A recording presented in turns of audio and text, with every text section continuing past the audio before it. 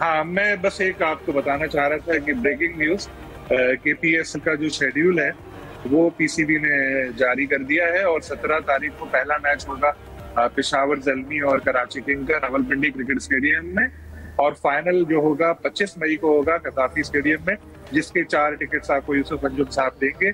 18 तारीख को पिंडी में डबल हेडर होगा, मुल्तान सुल्तान का कोयटा ग्लैडिएटर्स के साथ मैच है, और पेशावर ज़ल्मी का होगा लाहौर कलंदर का।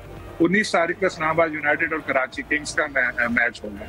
उसके बाद फिर इवेंट लाहौर चले जाएगा। 21 को क्वालिफायर होगा, पहला एलिमिनेटर 1 होगा और क्वालिफायर 2 होगा 22 और 23 को। ये है। तो ये आपकी ब्रेकिंग न्यूज में ये 4 पासेस वाली अगर बात है तो आपने बड़ी जिम्मेदारी डाल दी है। माइक हसन के साथ साथ यूसुफ के कंधों पे भी काफी जिम्मेदारी आ गई है। HBL PSL के लिए आपको बताएं कि पीसीबी ने लीग का नया शेड्यूल जारी कर दिया है और कराची किंग्स और पेशावर ज़ल्मी का मैच 17 मई को रावलपिंडी में होगा। फाइनल 25 मई को 2 टॉप टीम्स के दरमियान कजाफी स्टेडियम में खेला जाएगा, जबकि मुल्तान सुल्तान और कोयटा ग्लैडिएटर्स का मैच 18 मई को रावलपिंडी में खेला जाएगा।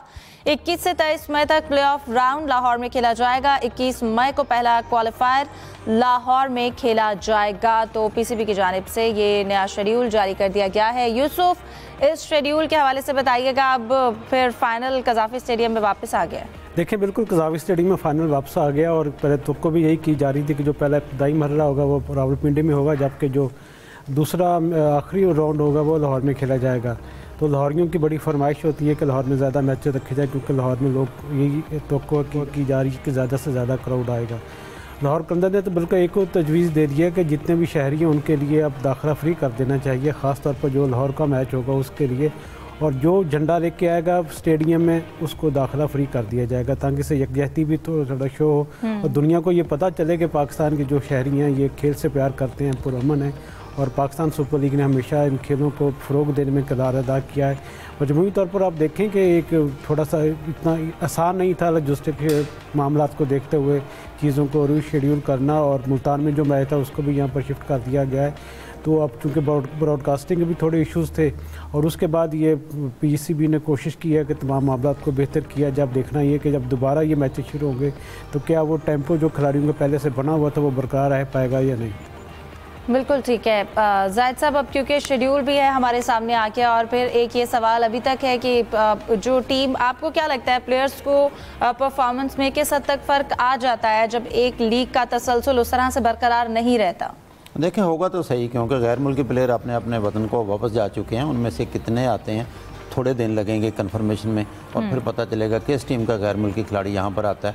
टेम्पो बनाने में टाइम तो लगता है, लेकिन क्योंकि ज़ाहिर है ये एक मजबूरी थी, और जो जंग नाजिल की गई भारत की तरफ से उसका कोई ना कोई असरात खेलों के मैदान पर हुए, पाकिस्तान को भी नुकसान हुआ, और यूँ कहना चाहिए कि हमें मारते मारते वो अपना भी नुकसान करा बैठे। भारत, उनका भी यही हाल है कि उनके भी ऑस्ट्रेलियाई प्लेयर्स जो हैं, ऑस्ट्रेलियाई क्रिकेट बोर्ड ने भी प्लेयर्स पर छोड़ दिया कि वो IPL खेलना चाहते हैं या नहीं खेलना चाहते, और प्लेयर्स एसोसिएशन भी उनकी एक्टिव है कि वो जाना चाहते हैं या नहीं जाना चाहते। इसी तरह से हमारा PSL का PSL में, क्योंकि जब क्लियर हो जाएगा कि कितने गैर मुल्की प्लेयर्स आते हैं, जैसा यूसुफ अभी बता रहे थे, क्योंकि जो मुल्तान में एक मैच रखा था, मुल्तान का आखिरी मैच है कोयटा ग्लैडिएटर के साथ, वो डबल हेडर के तौर पर दिन को होगा, रावलपिंडी में खेला जाएगा।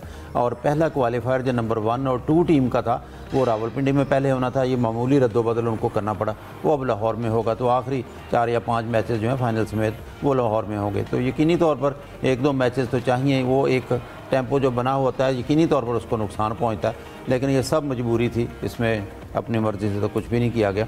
इसका नुकसान यकीनी तौर पर होगा, लेकिन मेरा ख्याल है कि अब लोग ज़्यादा ज़ौक़ व शौक़ से ये मैच देखेंगे और एक अच्छी क्रिकेट जो है हमें देखने को मिलेगी PSL। बिल्कुल, अब PSL के मैचेस जो हैं उनके हवाले से पूरा प्लान जो है, लीग का नया शेड्यूल वो सामने आ गया है। सलीम साहब, आपकी जानिब आना चाहूँगी।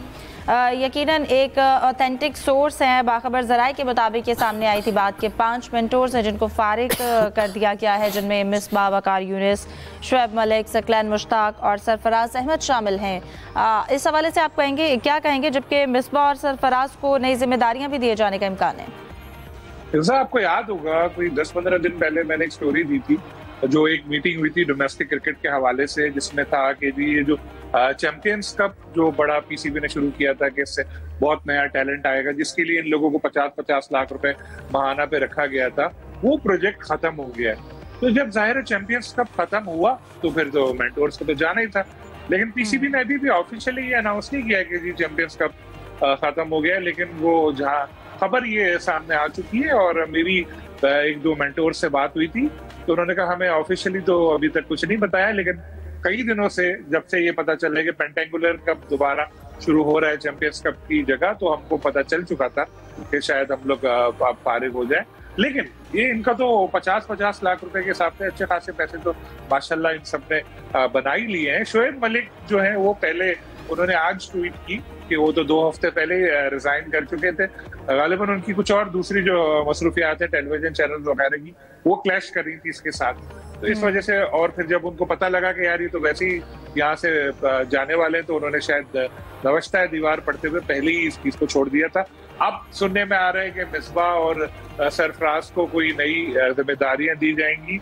अब मिसबाह उल हक के बारे में यूसुफ अंजुम साहब ने पहले ही बताया था कि उनको टेस्ट टीम का हेड कोच बनाया जा रहा है। अगर ऐसा हुआ तो फिर बहुत गलत होगा। खैर हमारे कहने से क्या होता है, तो जो पीसीबी ने सोचा वही होगा। और सरफराज को भी यूसुफ साहब ये भी बता रहे थे कि शायद उनको सेलेक्टर बना दिया जाए। और सकलैन मुश्ताक वैसे ही ब्रिटिश नेशनल है और उनको असाइनमेंट मिलती रहती है इस तरह की कोचिंग की। शोएब मलिक के पास भी जॉब्स की कोई कमी नहीं है यानी, और वैसे भी माशाल्लाह इन सब के पास अल्लाह के दिया बहुत पैसा है। 50-50 लाख रुपए माना इनके चले भी गए, दूसरी जगह से वो 60-60 लाख रुपए भी कमा लेंगे तो कोई फर्क नहीं पड़ने वाला। जायद साहब आप इस हवाले से क्या कहेंगे? ये तो मेंटोर जितने भी हैं आपको याद होगा कमेंट्री भी कर रहे थे, मेंटोरशिप के साथ साथ चैंपियंस कप में इनका रोल ज़्यादा था जब वो फैसलाबाद में हुआ था।